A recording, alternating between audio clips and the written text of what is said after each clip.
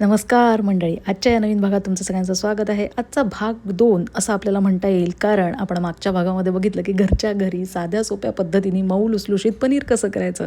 आज त्याच घरच्या तयार केलेल्या आपण पनीरपासनं, घरी जे आपण मऊ लुसलुशीत पनीर केलं आहे त्यापासून आपण एक मस्त फ्रँकी बनवूया. एकदम पोटभरीचा प्रकार आहे संध्याकाळच्या खाण्यासाठी.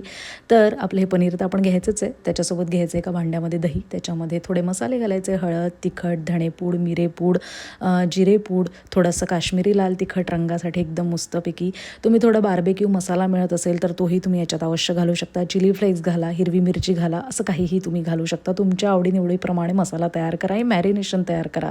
आता याच्यात पनीर घालायचं आहे, थोडा वेळ राहू द्यायचं आहे.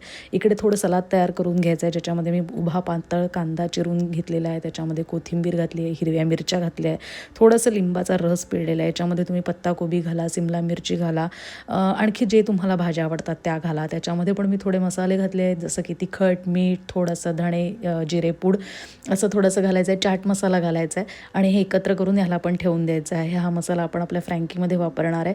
आता थोडा वेळ जर झाला असेल, 5-10 मिनटं किंवा 15 मिनटं, हे मॅरिनेशन झालेलं किंवा मॅरिनेट झालेलं जे पनीर आहे त्याला थोड्या बटरमध्ये आपण सॉते करून घ्यायचं आहे. परत थोडंसं काश्मीरी लाल तिखट घालायचं, जेणेकरून रंग सुरेख येईल आपल्या या मॅरिनेशनच्या मिश्रणाला. आणि थोडी कोथिंबीर वगैरे घातली आहे, मस्तपैकी केलं, थोडंसं परतवून घेतलं आहे छानपैकी. तर हे आता मस्त एक भाजी तयार झालेली आपल्या फ्रँकीमध्ये भरण्यासाठी.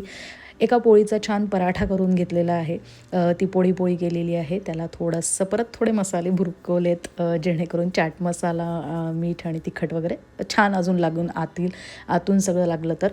आणि त्याच्यानंतर आपला हा सगळा मालमसाला भरायचा आहे, पनीर, कांदा, थोडंसं लिंबू पिळायचं आहे आणि असा हा रोल करून घ्यायचा आहे. आणि काय मग वाट बघायची, पटकन गट्टम करायचं आहे असा छानसा पनीर रोल, हेल्दी आणि मस्त.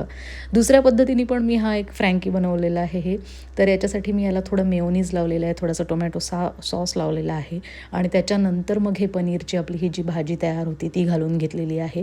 हे असे फ्रँकी तुम्ही मुलांच्या डब्यांमध्ये देऊ शकता, आवडीने खातील ते, कारण भाजीला पोळी लावून खाण्याचा कंटाळा येतो मुलांना.